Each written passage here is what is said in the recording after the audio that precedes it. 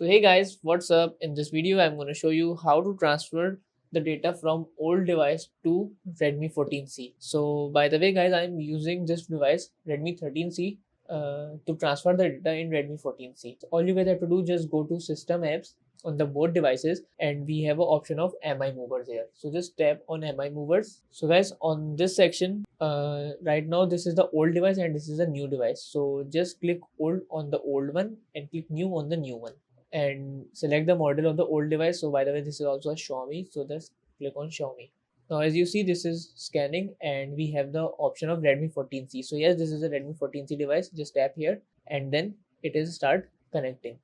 So after that guys, we have all the files to which we want to transfer. So I have some audio, video and document, system app, but I don't want a system app guys, and no third party application. I just want to transfer the audio and document. So just click send. Make sure to turn this on and then click send. So as you see, all the data is now start transferring and it will be done. So all you guys have to do, just click done and then just go to file manager to see the data. As you see, I have all the data here now. So that's how we can transfer the data from old device to new Redmi 14C device. So that's it about the video. If this video helped you guys, kindly like the video and follow us for more tips and tricks. See you guys in next video. Take care.